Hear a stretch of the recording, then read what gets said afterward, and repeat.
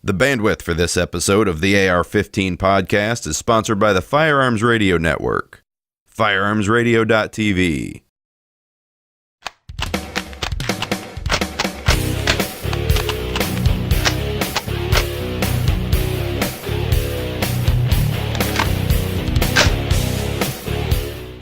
Welcome to episode number 76 of the AR-15 podcast.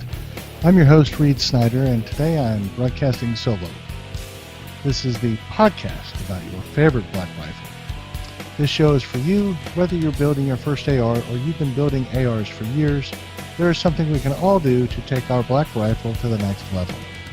Well, you see there, every once in a while we make mistakes here on the podcast. Tonight I'm flying solo, so I don't get to get ribbed by my co-hosts about doing it in front of them. So I hope everybody had a wonderful weekend. It was Memorial Day weekend. My co-hosts are off recovering from their very busy weekends, and I am trying to put together a show so that we can just kind of stay in touch with you and just keep the momentum of our shows thus far. We're catching up 200 shows, and right now we're at number 76, so we're kind of excited to keep that rolling. We want to start tonight and let you know that Brownells helps make this show possible. So don't forget that Brownells is there for you anytime you make a mistake. Like when Jake shoots a takedown pin to cross his avocado green linoleum flooring, and it skids under the cabinets. And as some of our listeners have pointed out, that happens to a lot of people. So tonight we want to remind you that Brownells has graciously offered to sponsor a wonderful rifle build. We have the components in hand, and I want to let you all know that June 1st is going to be the day that you are all eligible to enter the contest. So June 1st is the day to watch out for, so remember that when you start asking me about how to enter. We'll go over the rules again. You'll need to leave a live or a written feedback on either Stitcher or iTunes, and it needs to be dated June 1st or later to be eligible for that aspect of the entry. The other option for entering is enrolling in the podcast, the Radio Firearms Network's email list for all of the podcasts. So if you go to the Firearms Radio Network.tv website, you will find a link, and Jake promises me there will be a link on the AR-15podcast.com website to join the mailing list. So that will get you an entry as well. So either or will get you entered into the drawing for the Brownells sponsored AR-15 rifle. Also, I want to remind you that you can shop for AR-15 parts at Brownells and go to ar15podcast.com/parts. One of the things we're going to do as we progress through our build is highlight all of the parts once again that we're using, go through some of the common difficulties that we faced when we're trying to build an AR, and we're also going to invite you to take a look at the tools we'll be using to put the AR together. So Brownells is a wonderful sponsor, and we want to give a shout out and thank you guys over there at Brownells for just being real supportive of the network and being real supportive of this podcast.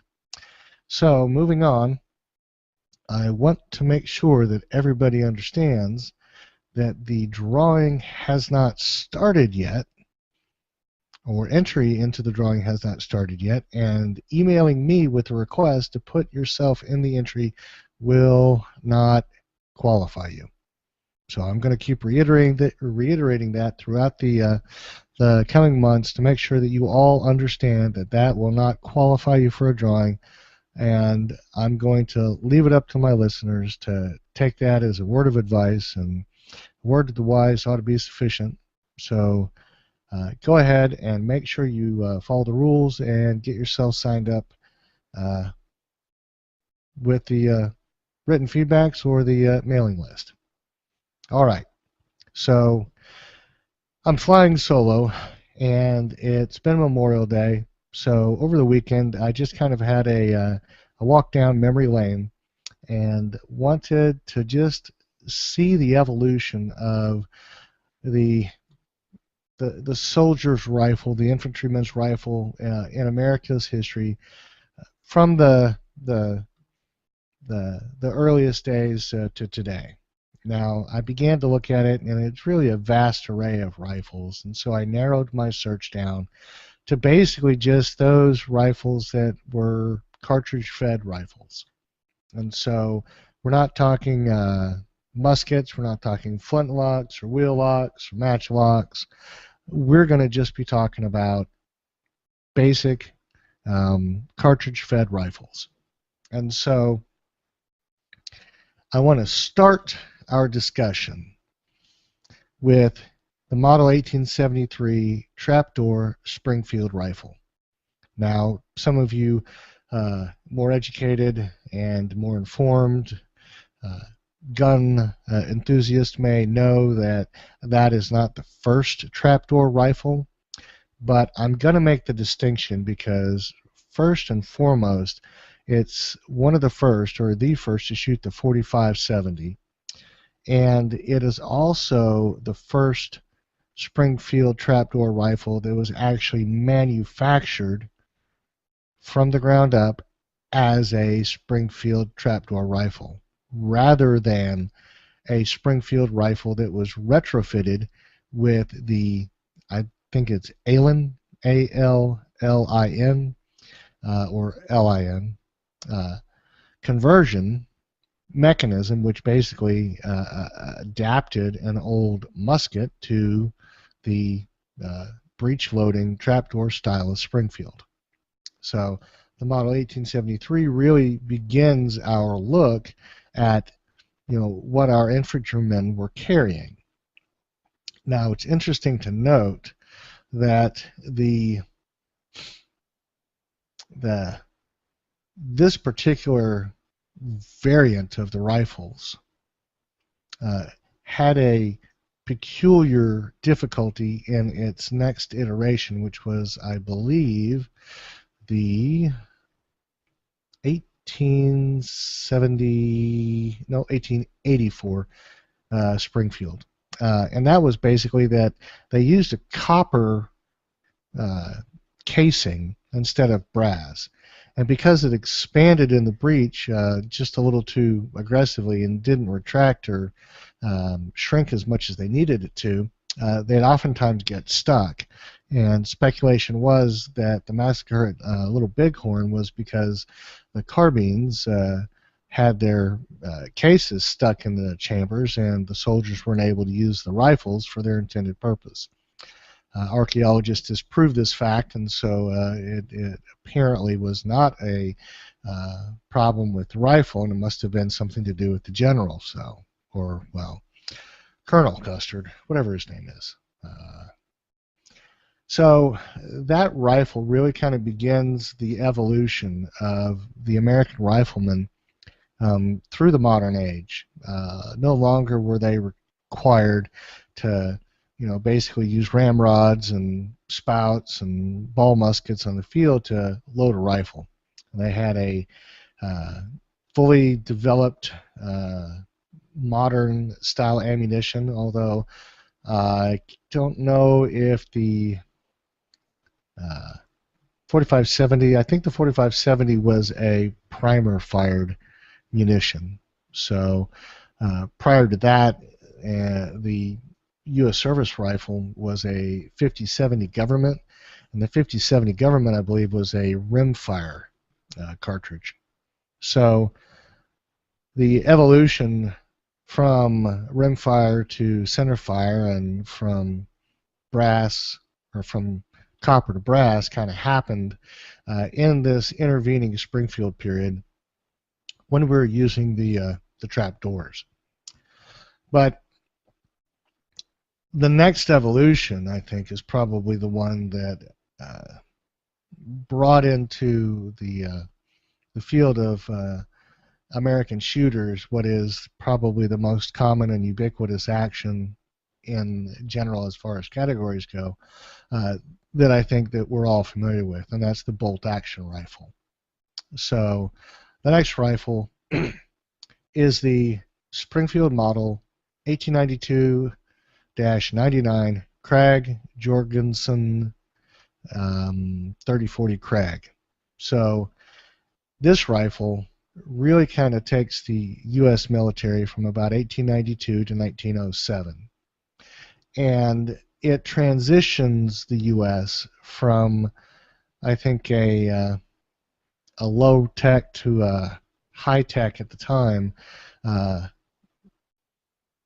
nation, or a military that's armed with higher tech or high tech weapons for the time. The bolt action allowed a much faster sustained rate of fire. The rifles usually had a box magazine. You could stuff it full with 5 rounds. That was a distinct improvement over a breech-fed rifle, where you would basically pull 1 round out of a bandolier or out of a cartridge case at a time and fire your rifle. The standard rate of fire, I think, on that Springfield was about 8 rounds per minute for an inexperienced soldier and 15 rounds a minute for a seasoned veteran. So certainly with training, I think that your first bolt-action rifle in the American arsenal could get a much higher sustained rate of fire with an accurate and a well-trained shooter behind it. This rifle really never entered any of the major conflicts that we mark the the 20th century with. These rifles, they didn't appear in, I think, any significance in World War I, and I don't believe that there were ever any significant numbers in any of the kind of instrumental conflicts of U.S. settlement. I think it kind of fit in right at a pretty big lull in American military history. And, of course, we're talking about, a world war that followed, and, before that, I think pretty much, settling the American West. So, a few banana republics were knocked over, and I think we had the Spanish-American War, but, I don't know that those were, by and large, as large a conflict as I think the U.S. or the world faced in the succeeding years.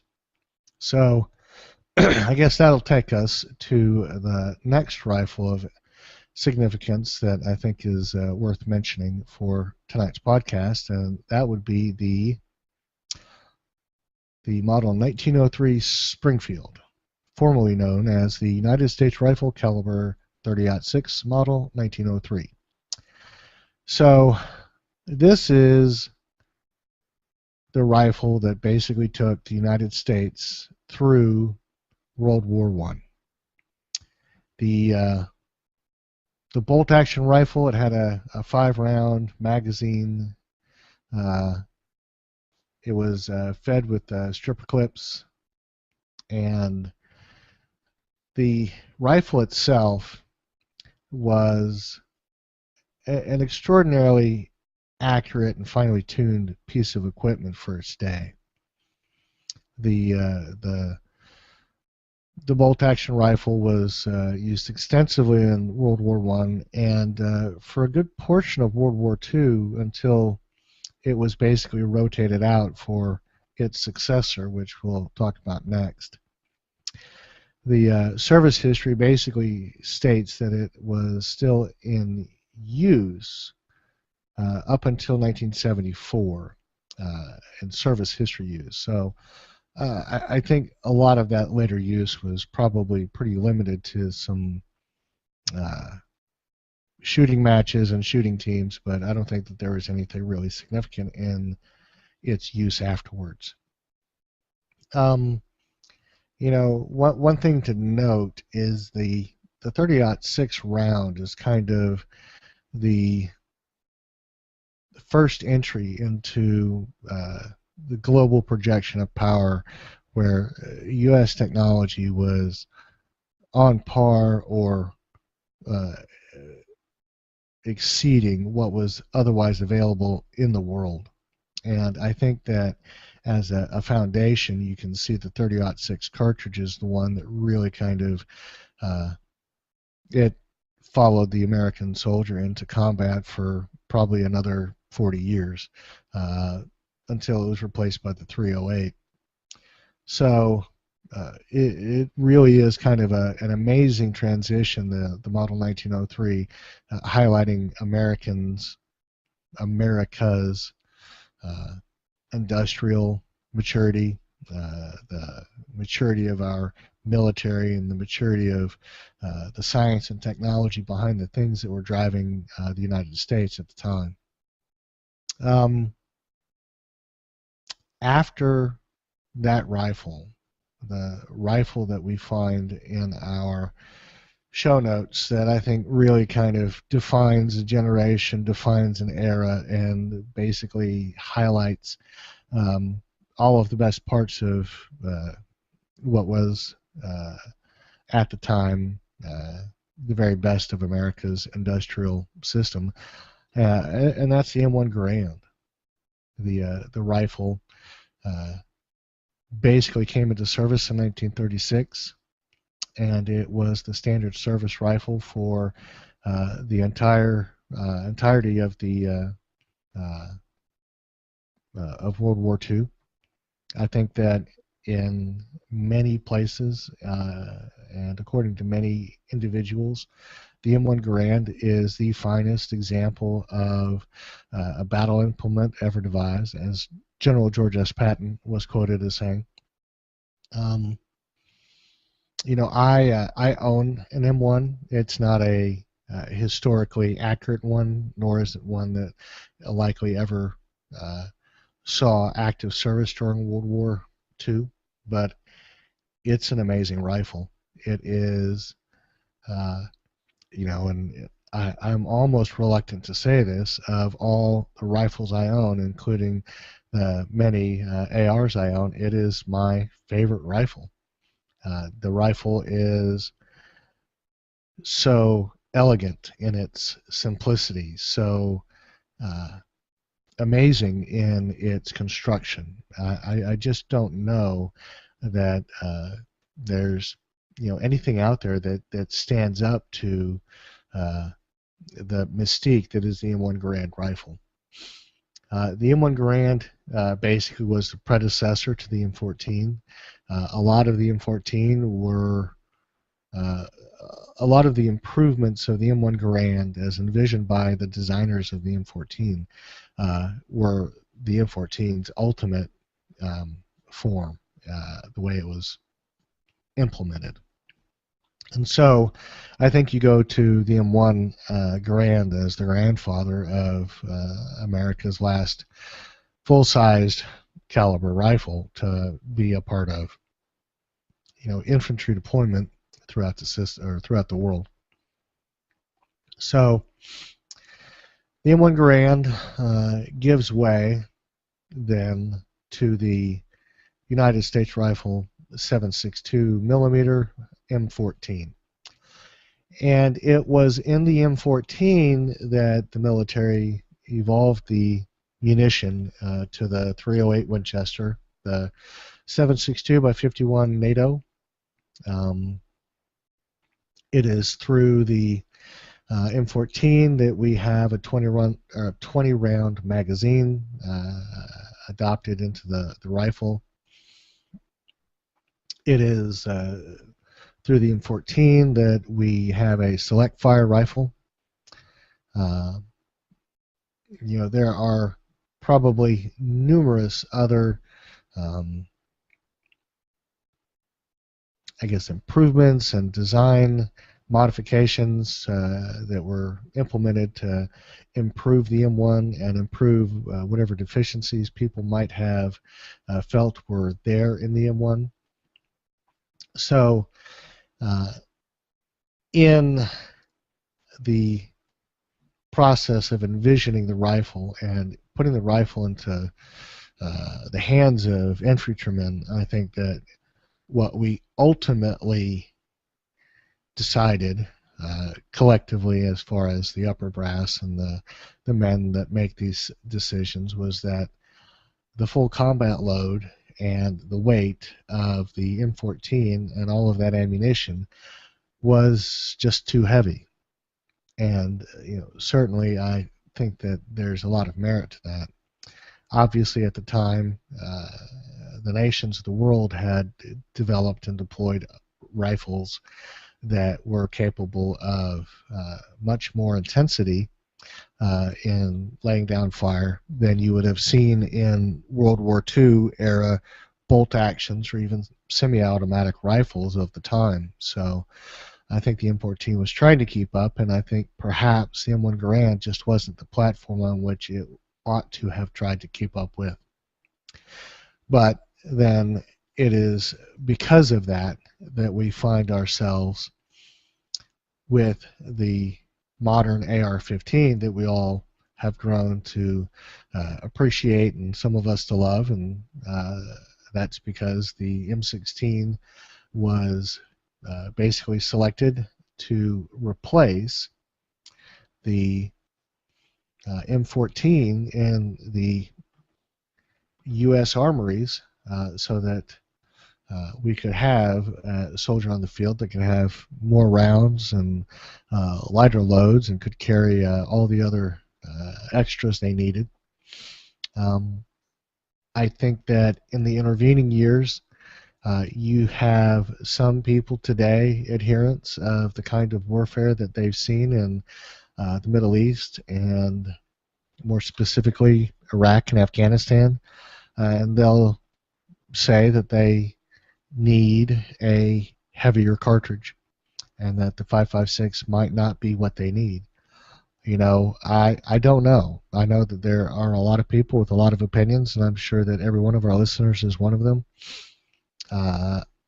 As far as the 5.56 goes, I'm sure that there are a number of things that do not speak to its use and its utility in certain arenas. I think the Marines have complained that in Afghanistan, the fighters out there will stand beyond the effective range of the 5.56 and take pot shots at them. And it is with that understanding that a 308 that might have an 8 or 900 meter effective range might be a little more to their liking, since they can reach out and touch someone. But certainly these are all hearsay for me. I don't know. I don't really keep up with the guys that do know all the answers to this, and the ones that proclaim to do so, I don't know that I could tell you whether they know anything or not, although I'm sure they do. So I'm going to leave that further discussion about the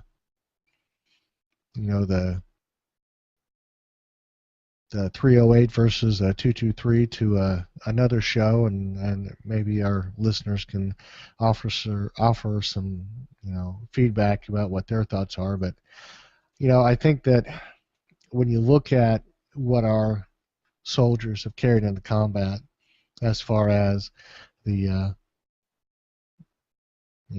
fully self-contained cartridge rifle, starting with the 1873 trapdoor Springfield, I think that you really have an amazing pedigree there. And when you really begin to narrow into the last 125 years, I think you really begin to see some amazing technology and amazing rifles come onto the field.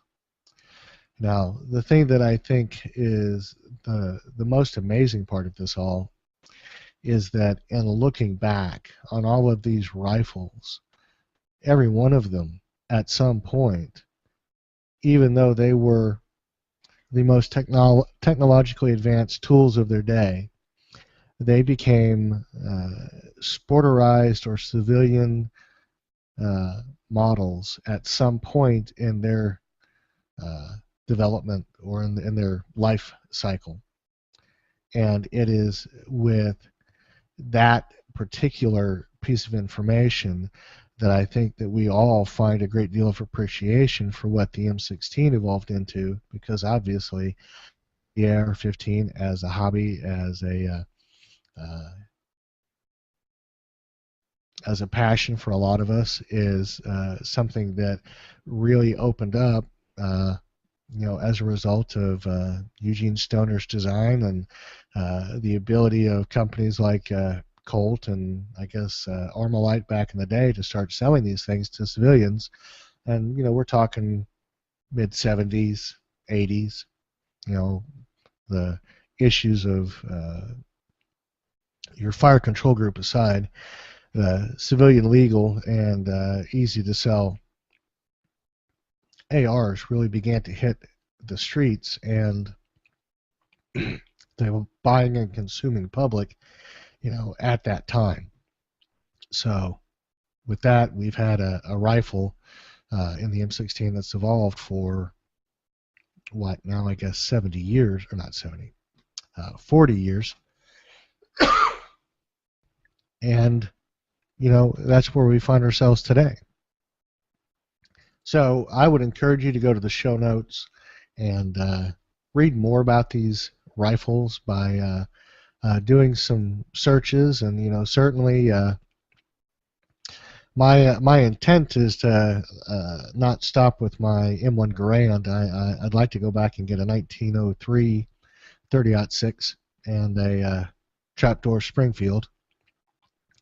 I don't know that many of the others really appeal to me as much, but certainly I think that any of our listeners who are collectors of firearms, I think that you've got a nice array here that would certainly, I guess, create the foundation.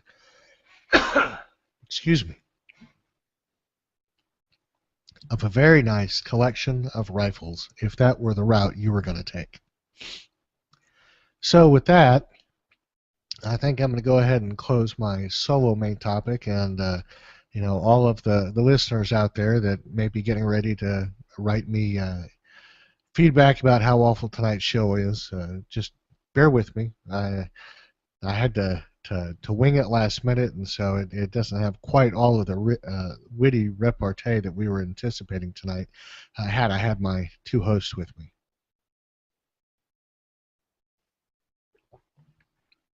So I think I want to touch on a little bit of listener feedback, and then kind of go ahead and close out the show tonight.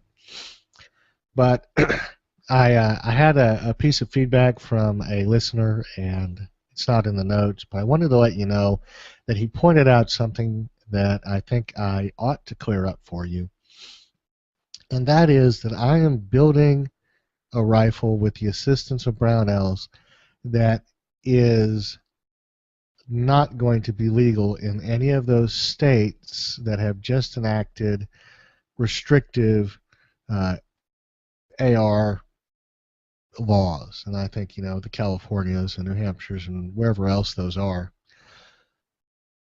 What I meant to let you all know last show was that if you are in one of those states and you can legally possess this rifle with a modicum of modifications, reasonable modifications, we are happy to have you enter the show and do whatever you need to on your end to make the rifle legal, and we will cooperate on our end to assist in every way possible.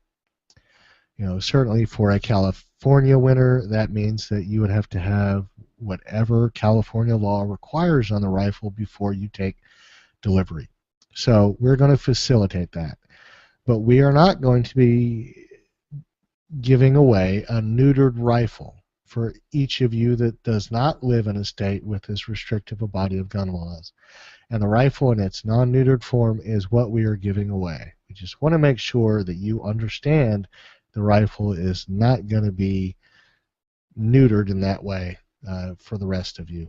So I hope that's clear.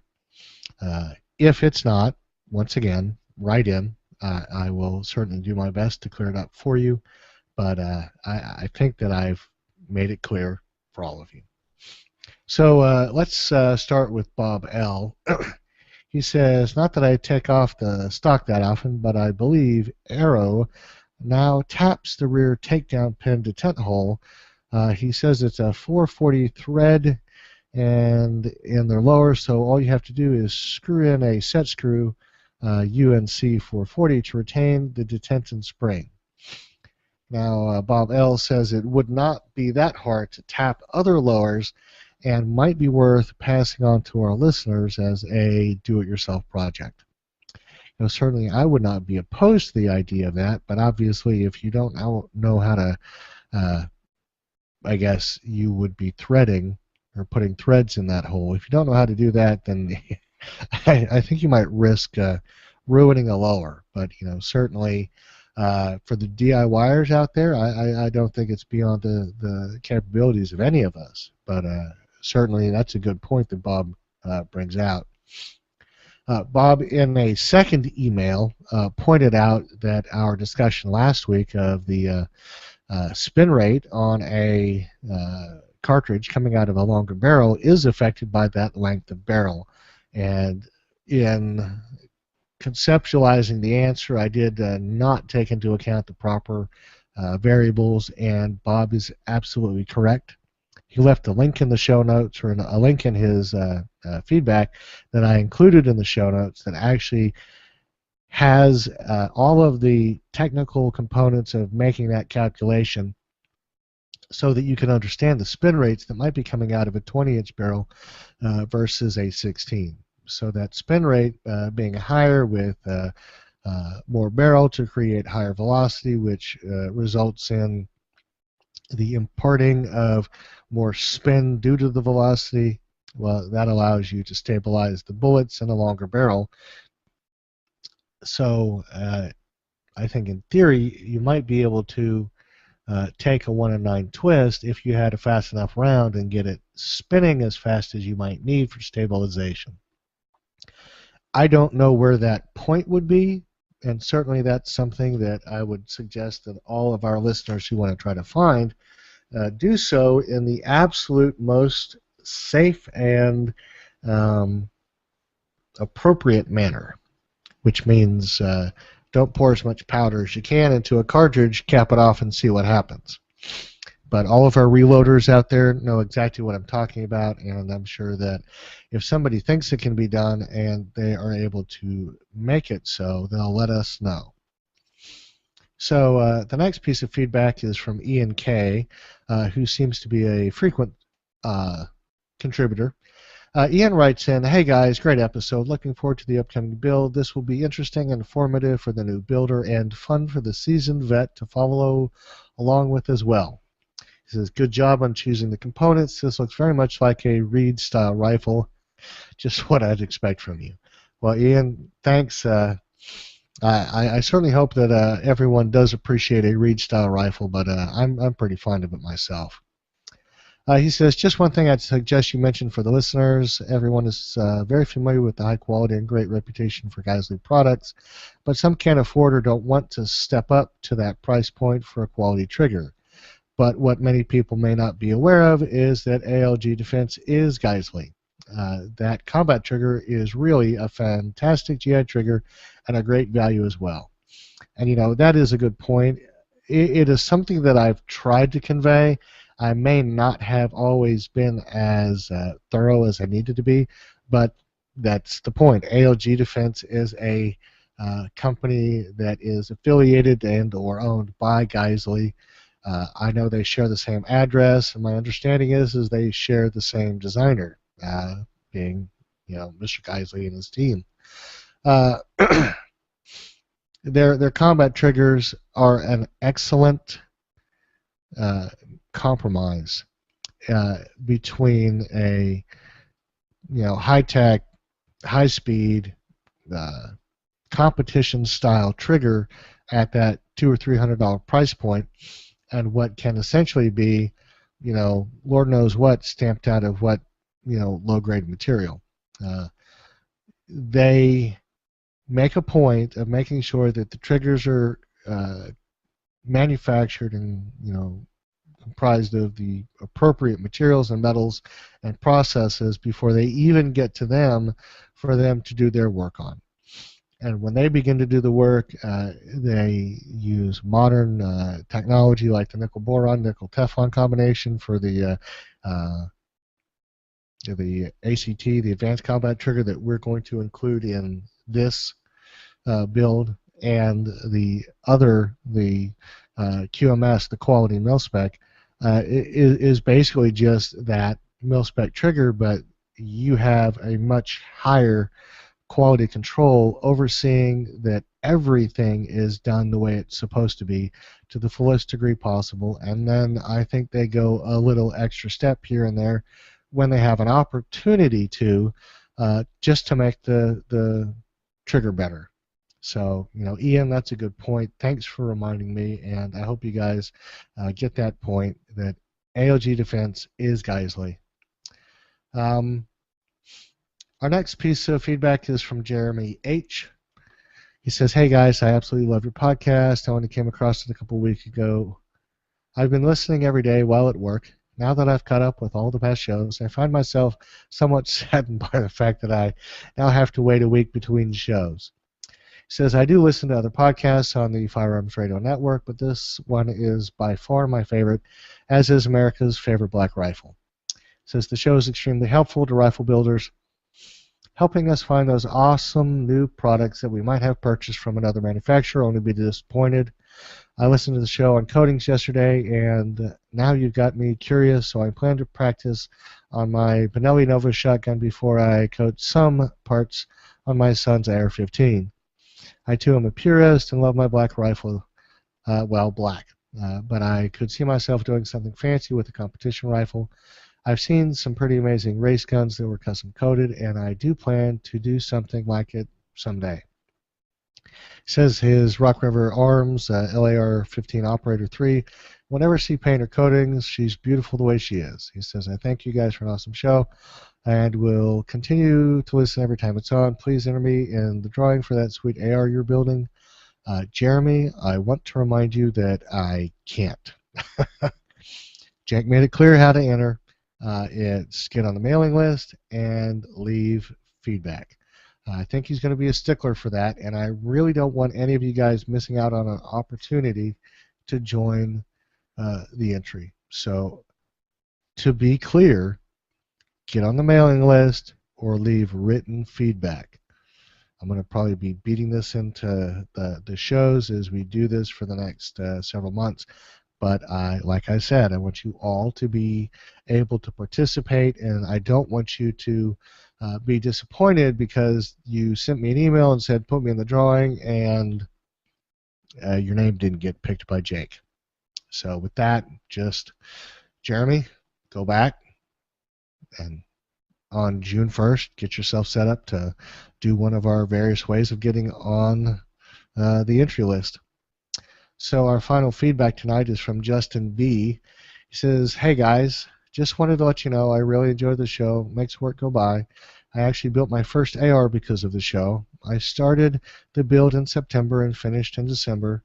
It is a complete Spikes tactical rifle, and if you know how hard it is to find those parts, then you know why it took so long." And I do, Justin. I do exactly. So he says in episode 72, I believe it was you said something about never hearing the bad part of building your own AR. I would like to share mine and get your feedback on the issue. He says the barrel I ordered was a .75 in diameter at the gas block. He got a gas block that was also .75. I'm sorry, at the gas port. He says the gas block was extremely tight fit. However, he did get it on with tape and a few light hammer blows. He says it functions perfectly, but he would just like to know if this is a common issue. He says, "Thanks in advance and keep up the good work on the show. Also, if you are doing any giveaways, please enter me." Justin, I'm going to tell you what I told Jeremy. You're going to have to go and get a part of the become a part of the mailing list or leave us written feedback on iTunes or Stitcher to enter into the drawing. But as far as the issue with putting your gas block on your barrel, I will say that I have found some pretty tight fits, but I've never had a tight fit that required me to tape up my gas block and get out a hammer.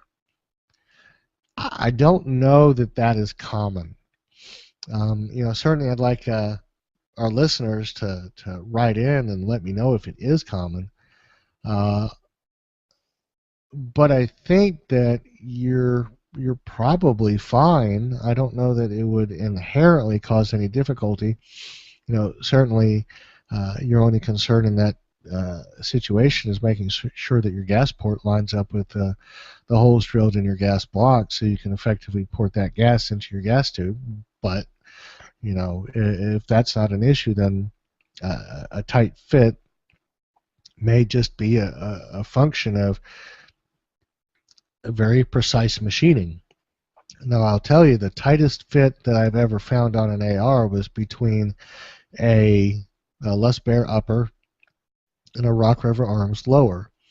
And I will tell you that to this day, I believe that the reason it was such a tight fit was that Les Baer upper receiver was milled to the tightest tolerances. And I will bet that portion of the upper and the rear that your takedown pins go through, it was probably milled as wide as it could technically be milled, probably so that it would have a tight fit. But it made it a real booger to try to get the thing closed or open. I literally had to anchor the upper receiver and apply pretty extreme force to break the lower free from the upper. So, I think what you may have is someone who machined their gas block to the tightest tolerances they could, and that just doesn't leave a whole lot of flexibility between your gas block and your barrel. So other than that, it could just be an anomaly, and you may never see this particular issue again. So, well, I hope that at least offers a little bit of enlightening perspective on your question, Justin. But certainly thanks for writing in, and thank you all listeners for writing in. We really do appreciate it. It does make the show, I think, for me, a much better experience, and I think that there are probably a lot of listeners who want to know the answers to the very same questions you're willing to talk about or willing to write in about. So I would encourage you all to write in so that we can really bring these points up for discussion and get a dialogue started amongst the listeners, or at least provide information to the listeners who are out there listening for that particular problem. So I think with that, we're done with feedback. You guys have really been great this last couple weeks, writing in a lot. We really do appreciate it. I want to encourage you to continue to do so. Like I said, that's a great way for us to get your questions answered and to become aware of the things that you generally are seeing that you want to know more about. So there you have it. Well, let's go ahead and close out. And I want to let you know that you can send us any questions or comments to feedback@ar15podcast.com. You can also send us a recorded voicemail by using the SpeakPipe plugin on the right-hand side of the AR-15 podcast website. Subscribe and listen to the AR-15 podcast for free at firearmsradio.tv/iTunes. Also, be sure to leave an iTunes review so iTunes can place the show higher in the searches for potential listeners. If you listen to us on the Stitcher app, be sure to leave us reviews there. You can share your pics with us on Flickr at flickr.com/groups/Black Rifle. You can follow us on GE Plus to watch us live whenever we have our shows air. And tonight we're a little bit off because of the holiday, but usually we're on Monday nights. You can check out our YouTube page at youtube.com/Firearms Radio to see all of the video of our hangouts posted there after the show. You can follow the Firearms Radio Network on Facebook at facebook.com/Firearms Radio. Check out our other podcast on the Firearms Radio Network, where you'll find a host of shows that will probably delve into everything firearms related you ever wanted to know about anything. So, don't forget to use our Brownells affiliate link for all of your AR-15 parts needs. You can go to AR-15podcast.com/parts. And finally, we want to encourage you to go use our Amazon affiliate link on the firearmsradio.tv website. I know that I do an extraordinary amount of shopping on iTunes, on Amazon. So, every time I get a chance, I try to help out them out. You can too, and all you need to do is just go to that link and do your normal, everyday shopping. So with that, I'm going to conclude tonight's show and let you know that we really appreciate the sacrifices that all of our servicemen and women have made through the years to protect all of the freedoms that allow us to live our lives here in America. And for those of our brothers and sisters who have given the ultimate sacrifice, we send our blessings to your families.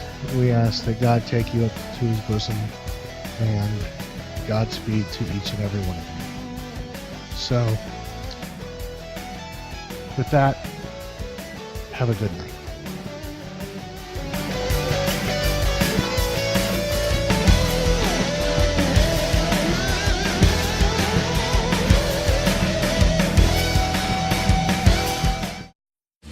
This has been a production of the Firearms Radio Network. You can find more information at firearmsradio.tv.